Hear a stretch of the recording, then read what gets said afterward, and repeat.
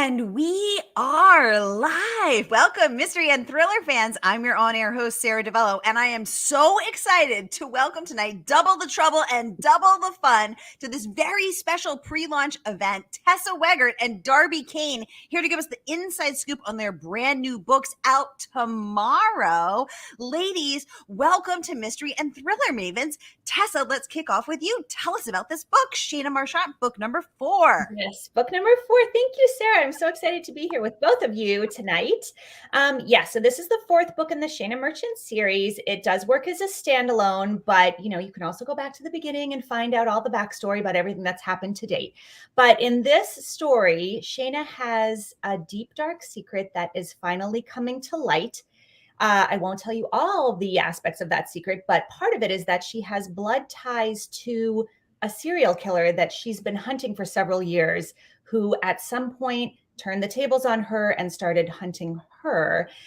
So in this story, we are in a small town in upstate New York in the Thousand Islands community, and a tourist has gone missing during a very popular pirate-themed summer street festival.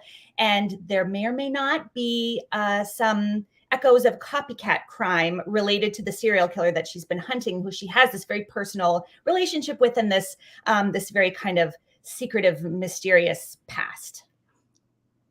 Whoa. And just like that, Tessa Wegert hooked us good. Can't wait to get into all the dirty deets. Darby, over to you. Give us the skinny on your book, The Last Invitation. First, thanks so much for having me here, Sara. And I've read Tessa's book, so everybody should go get Tessa's book. It's fantastic. The Last Invitation is about a group of powerful women in the DC area who think the justice system has failed. So they create one of their own, and they target very bad men doing very bad things, and everything works and goes along fine until they make one mistake with a new member and everything unravels. One mistake is what we're here for. Oh my goodness. Well, I can't wait to get into all the delicious details. First, I just want to welcome everyone. So we are going live to 7 different destinations across Facebook and YouTube tonight. So no matter where you're watching from, you're in the right place. This is the right time. It is Mystery Monday. And because Mondays can be murder, we're going to make it a little less painful for you. If you've been here before, you know the drill. And if you're new, oh my goodness, welcome. We're so happy to have you. Here's the drill. Every Monday, I give you my hand-picked featured authors, and you get to ask them anything. So ask Tessa Wegert about this Shayna book number 4. Ask her about this serial killer. What does she know? What can she tell us? Darby'S talking about revenge, women, justice go wrong. Oh my goodness, we got so much to get into.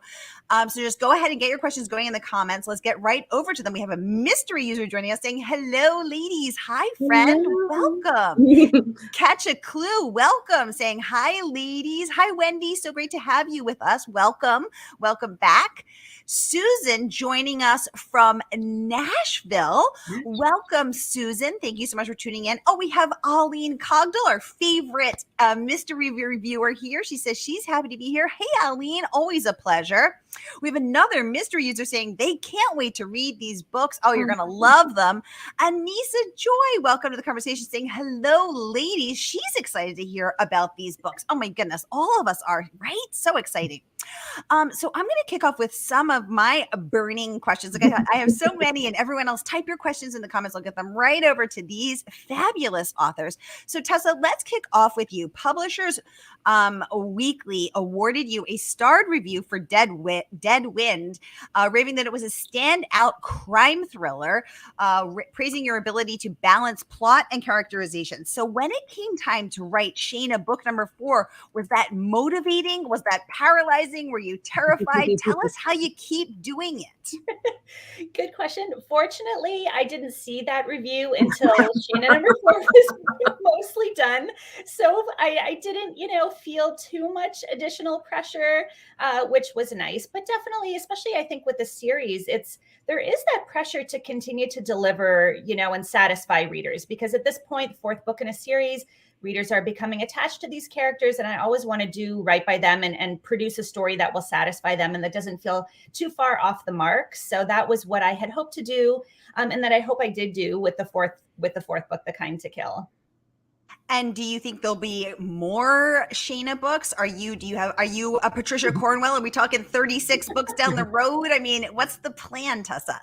I wish I could say for sure that 36 books is what will ultimately conspire, but I know for sure that there will be a fifth book. There will be a fifth book. I'm working on it now. It will be coming out most likely December of 2023. So yeah, the series is still going for now, and it's just been really satisfying to see readers connect with Shayna in particular. I mean, I think a few of the characters, Tim Wellington, her pseudo partner love interest, is a character that I think resonates with a lot of readers from what I have heard. But, Shayna is really she is vulnerable, but she's also kind of a badass detective in a really, a really tricky situation, dealing with these ghosts from her past, the serial killer. She has experienced an abduction. And because of all of that, she empathizes with the victims, but she also, I think it makes her a stronger investigator too. She also is able to, tackle the crimes that she is able to tackle in the way that she is, and be effective at her job because of everything that she's gone through and the trauma that she's gone through. So I think in some way that seems to resonate with readers. I mean, this isn't a detective who's perfect by any means. She's got her flaws, and we definitely see them from one book to the next. Well, I think that is a badass detective / vulnerable is the secret sauce we are here for. I love this question. What writers have influenced you or that you admire? Darby, let's kick off with you. You know what I really love is I grew up reading mysteries, thrillers, and suspense, and so many of them, except for Patricia Cornwell, some others, so many of them were written by men, and they seem to be kind of male focused, like the spunky woman could get away from the serial killer, but you still heard about the male police officer and the serial killer more than you heard about the spunky woman.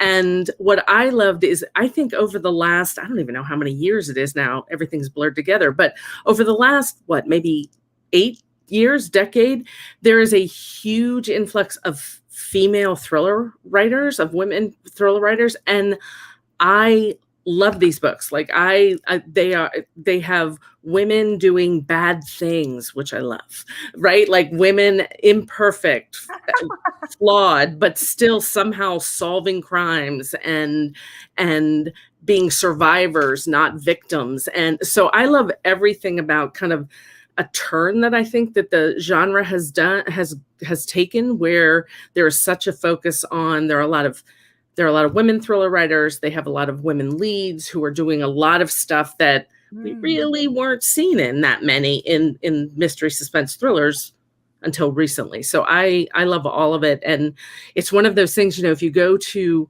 list the authors you love, we'd be here until Thursday. But I just love anybody who can kind of, like, I love Jennifer Hillier. I love anybody who puts it on the page and I'm like, wow, she went there. Like, she did not pull the punches. I love that. And I think you just see that across the board right now with thriller writers.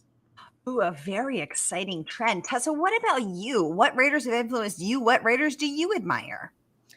Yeah, I would agree with everything that Darby has said. It's been really fascinating to watch this genre really evolve and become more female dominated in a lot of ways. I would say there are a few, same.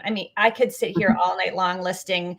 Darby is very high on the list. I also have read The Last Invitation, and it was one of those, I was so happy to have the early copy. It was one of those things where I was up way too late at night, tearing through the surprise. The ending, everything about it was just so, it has The Firm vibes for me, which was a movie that I absolutely loved. Well, I haven't read the book. Yes. The movie was a movie that I absolutely loved. I may go back and read the book.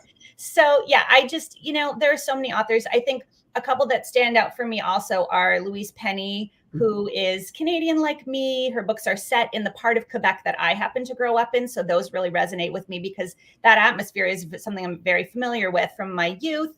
Tana French. There are so many authors. I love authors who, I think there are a couple different approaches you can take. Like, some books are very action packed and fast paced. Some are kind of more lyrical and literary. And then you get some that are a mix of both. And honestly, I don't have a preference. I love them all because they all deliver something different to the reader. They all deliver, like a unique experience and a kind of a different lens into crime fiction and a different approach that I really enjoy. So I don't have, particular favorite styles of thrillers and mysteries. I'm just kind of a equal opportunity reader when it comes to all of that stuff. I just feel very, I think a lot of readers probably feel the same way. I feel very lucky to be a reader at a time like this, let alone an author, but a reader at a time like this where there's so much exciting stuff happening in these genres. Ooh, great question. And thank you for the great answers from both of you. And we have Aline saying, Darby, you're so right about growing up reading, so many male writers. And now what a joy and how cool it is to see. Thanks for all the love on Facebook, you guys. I love seeing all those hearts just exploding, saying, that it's so great to see all these female writers just putting it out there, going there, putting it on the page. And high praise there from Aline Cogdell, amazing reviewer. She's adding that there's a lot of badass women in The Last Invitation. Absolutely. So Darby, tell us about your process in creating these badass women. Take us to the moment of inception. Were you taking your morning coffee and it popped in there? Did it take years? You saw a dude doing bad things and you had a few thoughts about revenge? Walk us through the moment. Well, and we've all seen some dudes doing some bad things lately, right? Like, I mean, there's been a lot in the news of kind of awful things are happening or women are attacked. And what we hear about is, but he's a nice kid and this will ruin his future. And it's like, what? So The Last Invitation was kind of born out of a little bit of that, actually, a little bit of like anger and frustration at kind of what felt like women getting, I don't know, knocked back a little bit. And I was really upset about that. The other reality is one of the main characters in The Last Invitation is a lawyer in the Washington, D.C. area. And I was a divorce lawyer in the Washington, D.C. area for 12 years. This is not nonfiction, I promise. Darby, where are you on Monday night? I know.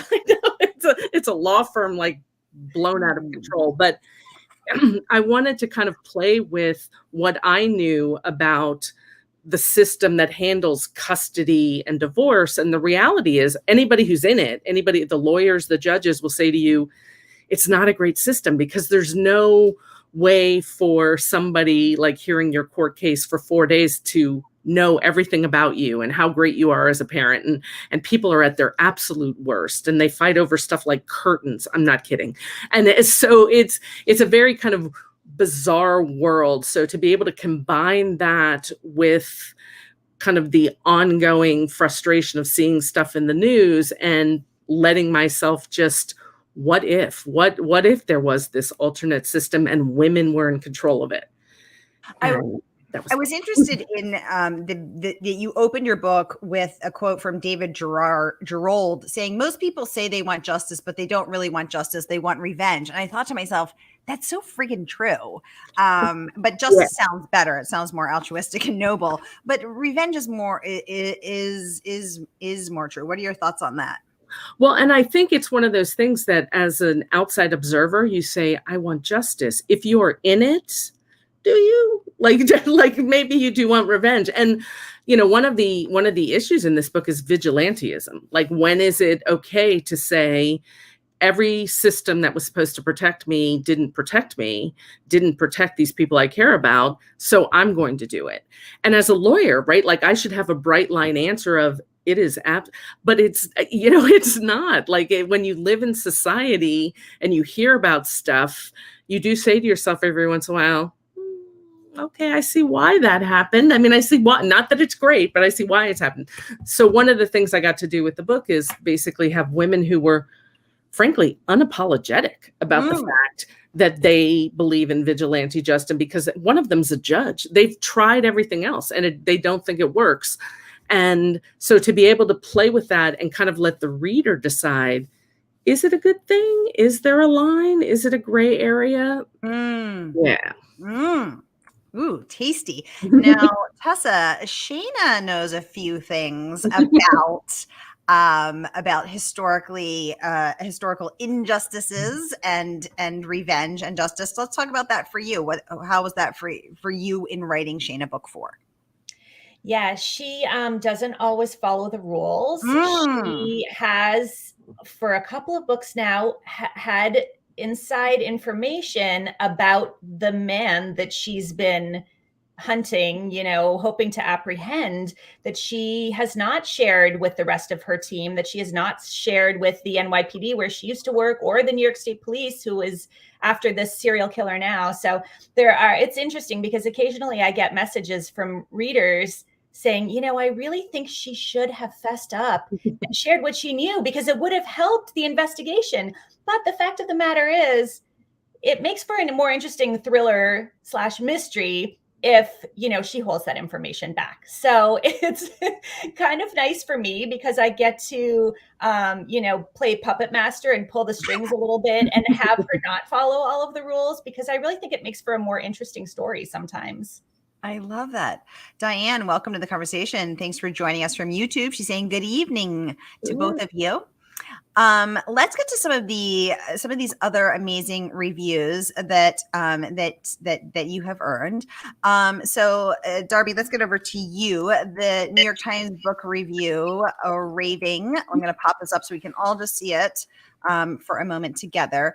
Darby Kane deserves credit for dispensing with anything resembling a slow burn in The Replacement Wife. There is a rollicking, almost absurdist tone to Kane's writing that kept me engaged. Finally, after several doses of sociopathy, more than a little gaslighting and arguments galore, nearly all of Elisa's suspicions are confirmed in the worst possible way. Nearly saves room for a final surprise I didn't foresee.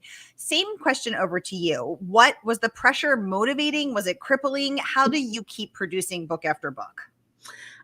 First of all, like, being in the New York Times is one of those things that, people talk about bucket lists. It's one of those things that you're like, I don't think it'll ever happen, but if it does, how cool it'll be. So when it happened, I just kind of sat there like, oh, okay, yay. Maybe I can do this. So, but like Tessa says, when you get down and it's you and the keyboard and you're trying to, like, I have a whiteboard behind me. I work on the whiteboard. When I'm trying to put the book together, all of that falls away. Like, because for every glowing review, you're going to be able to find a 1-star, I'm not sure she's ever read a book type of review, right? Like, they're all out there. Trust me. So I think you just have to kind of block it and say, this is the book I'm going to write. This is the book I know how to write. Like only I can put it on the page this way, and then let yourself do it. I love that. Yeah, because it's as a creative, it's hard to keep creating when people are you want them to read, but then sometimes people can be mean. And how does that, and how does that work? But what if you get a great review, and how does that work? Such a fascinating conversation. Melissa joining us from Australia. Hey, Melissa, great to see you pop up. Thank you so much for tuning in. Let's get into some of these other questions. So I let people submit questions in advance in the Mystery and Thriller Mavens group because not everyone can watch live. So Helen would like to know from both of you, what advice do you have for aspiring writers? Tessa, over to you. Tessa has some good advice that I can take too. So good.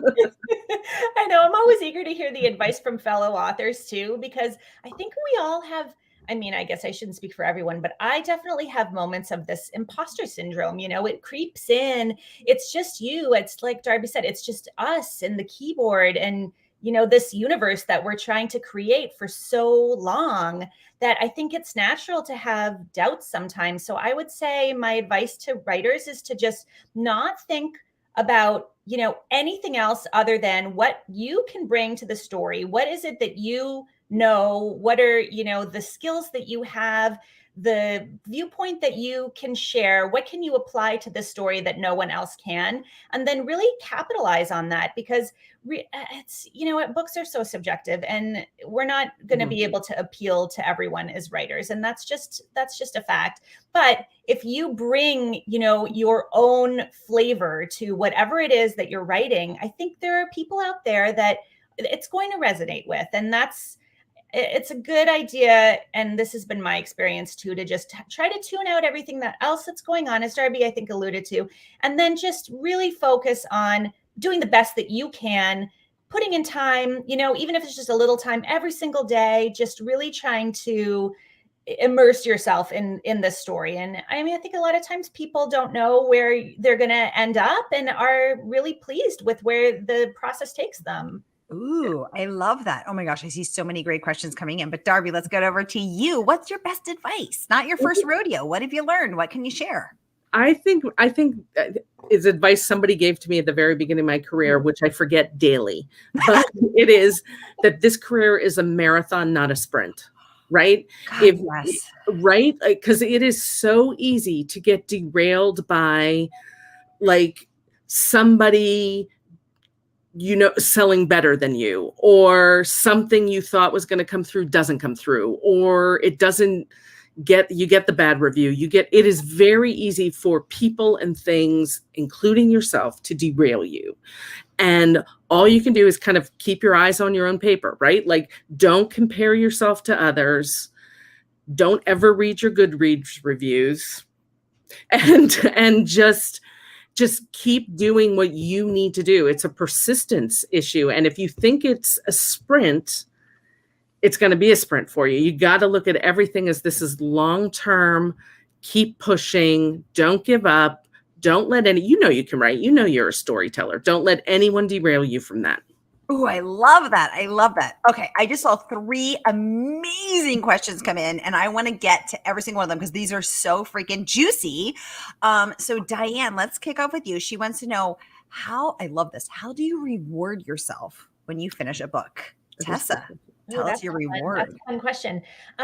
When I am working on a book, I do read still other authors' work. I don't know. I know a lot of authors don't do that, but I find that it kind of energizes me somehow, maybe because I'm looking at finished stories and it reminds me this is possible. I can make it happen. But I don't really watch that much TV because I'm just trying to, especially when I'm in the drafting phase, I'm just trying to get, as much done as I possibly can. So when I'm at the point where I have a finished draft, I'm ready to send it off, let's say to my editor, I usually try to find a series. It's always a crime series, and just binge it. It'll be Shetland based on the Anne Cleves books. It'll be another one was Mayor of Easttown. Whatever is new out there that I missed over all those months where I was so focused on just my desk and my screen, I try to catch up on. And it's a nice reward. It's, something I really look forward to. Ooh, and Mayor of Easttown was so freaking good. Oh my God. I was just eating my popcorn and binging it. So tasty. Darby, what's your reward? First, I would say reward small wins as well as big wins, right? Finishing the book is huge, but signing that contract is huge. Getting some good news from your editor is getting the great starred review that Tessa got is good news. Reward everything because it is all a big deal. And sometimes I think when you're in the career, you lose sight of the fact how huge it is to finish a book and have it on the shelves. And so if you reward small and big wins, I think you keep I think it just helps keep the excitement alive as you go forward. What I do at the end of the book to reward, I can't read thrillers when I'm in the last 6 weeks of writing one. So I have a stack. You should see the stack. I have this stack in my bedroom, and I have them all. I just keep putting them there. And I just finished a book a day ago.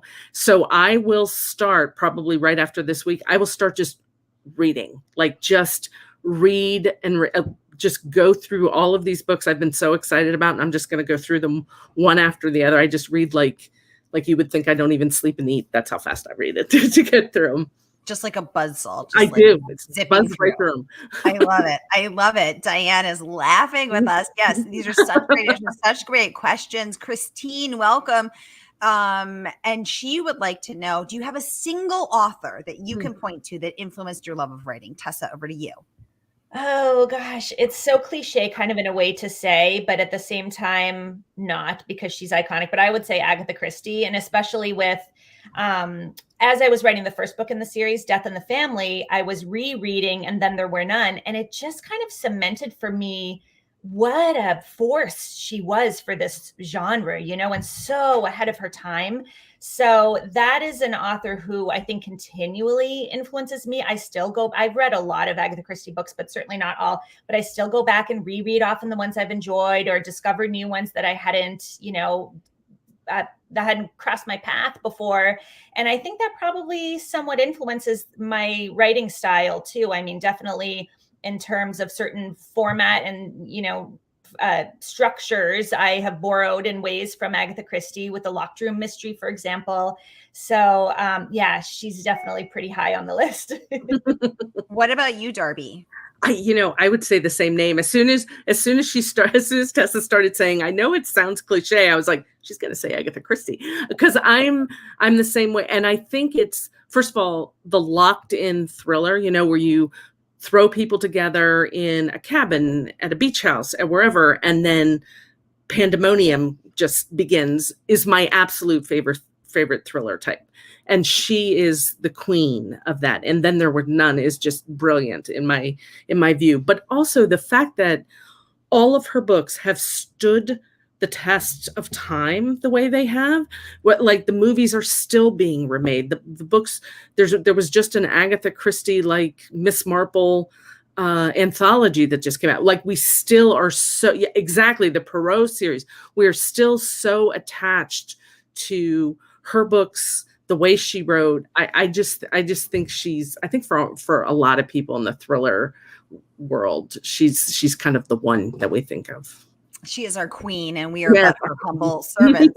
Christine saying, Agatha, agree. Agatha is so good. Christine, thank you for the great question. Aline giving us all the love. Thank you, Aline. And adding that Darby Kane, you skillfully explore the dual natures of your characters in the absorbing The Replacement Wife. High praise there from our favorite mystery critic at the Sun Sentinel Publishers, Weekly Shelf Awareness, and so many more. Aline, thank you for watching and for these thoughtful comments. I also want to get over to this fabulous question, also from I'm just scrolling back because they're going so fast I can't keep up, but I'm gonna get to all of them. From Diane. Do you have any writing rituals? If so, what are they? And I will add, if they're weird, I'll like them more. Tessa, tell us your weird writing rituals. Oh gosh, Darby, do you want to feel this one first? No, I was so happy she said your name, Tessa. I was like, good, Tessa can go while I tried. Yeah, I'm picking on Tessa a lot first. Okay, Darby, over to you. You're the trial attorney. Tell us your weird. Come on.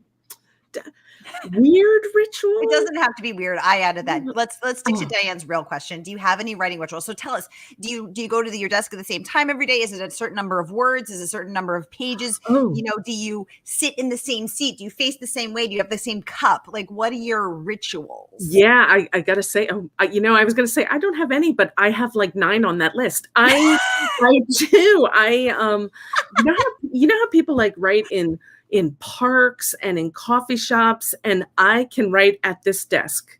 That is where I can write. And that, for every thriller, it has been here. I sit at my desk at probably almost the same time every day. I usually write, even if it's like, wow, that was drafty and not particularly good, I write a chapter a day, and that sounds a little more impressive than it is. Sometimes the chapters are like 3 pages. I mean, it's not a huge amount of, but I have to put down a chapter when I sit down to write. I every weekday. I don't try very hard not to work on Saturdays. But but I do Monday through Friday, and then I do Sunday. And every day when I sit down, I start with revising. I go back a whole bunch of chapters and I revise them forward to where I'm about to start. And then I go forward. That's kind of helps me with continuity. And at the end of every day, I end by, in the next chapter that I'll wake up to the next morning, I write out dialogue. And I mean, like, literally just in quotes, no who's saying it, people moving around, thoughts, feelings, nothing, just pure dialogue. It just looks like dialogue down a page. And I will do it for at least one page so that when I sit down the next day to write, I never open, except for the very first day, I never open to a blank page. I have some sort of dialogue there that I say, last night, this is what I thought the next thing was. And then I go from there. See, I do have rituals. First of all, I love everything I just heard. Second of all, I especially love that you said, I don't have any rituals except I have 9 rituals. Tessa, tell us about your writing rituals. Yeah, I feel like there's a lot of self-exploration happening in this conversation, which is really nice. A lot of healing is happening tonight. That's what yeah, we do. Exactly. Funny, and this is why I love doing things like this, because it's so fascinating for me to hear other authors' approach to these things. But I have a totally different approach. I have 2 kids who are now 14 and 16, but I've been writing since they were tiny babies. So I guess my ritual is that I almost always have a bowl of dark chocolate chips with me to snack on while I'm writing. And I don't know if it's just something about moving my hands and reaching for the snack while I'm working or something. It just helps me to focus and stay like on the ball. But then, I can write anywhere, anytime. I think I've just kind of trained myself to, whether the dog is barking or kids are yelling about homework, calling questions across the room to me. I've just kind of over the years, I think, come to, become accustomed to the background noise and the distractions. And so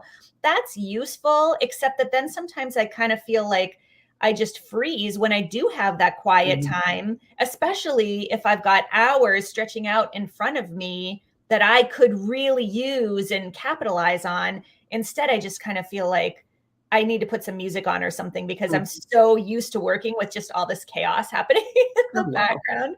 So I guess I don't know if that's so much a ritual as a lack of a ritual. I think the chocolate chips count as a ritual. Yeah, that's awesome.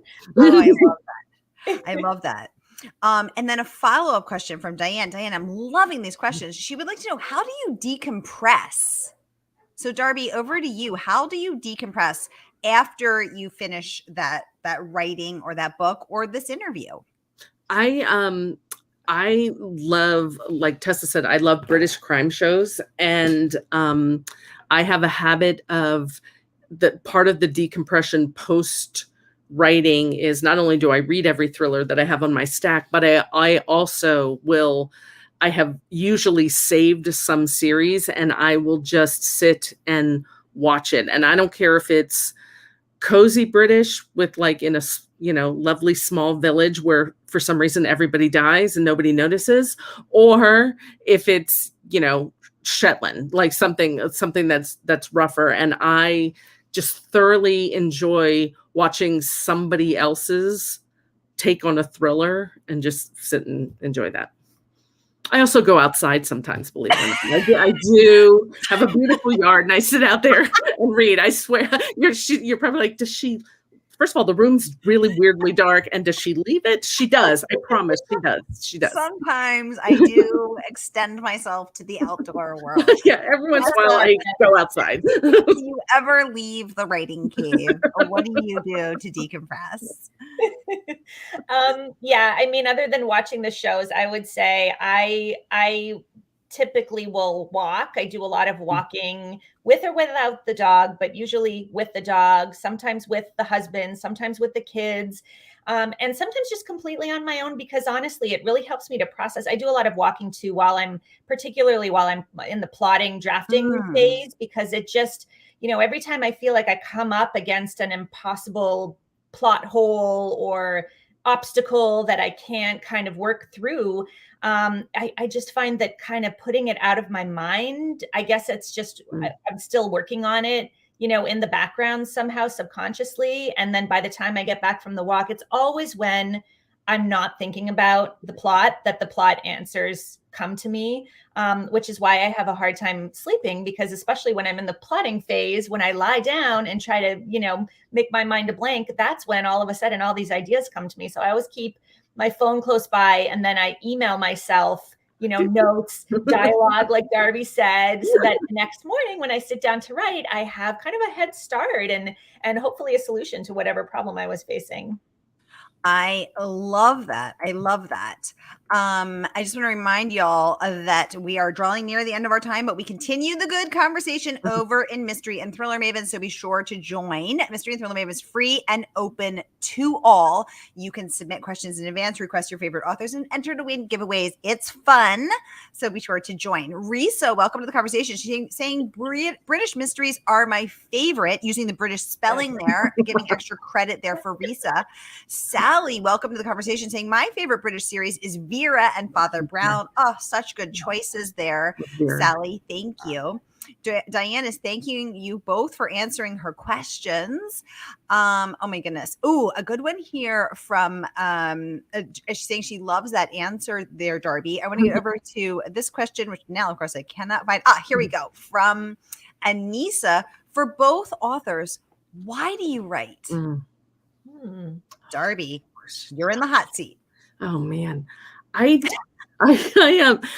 let me preface this with saying, like, sometimes you hear writers talk, and they're like, I wrote my first book when I was 3, and all of those kind of things. I didn't do that, and I would have said up until recently, I didn't really think about writing until I was, basically 30. But my mom insists that I would, like, cut out stuff from magazines, and I would make up stories, and it was just always something I did. I just didn't write them down.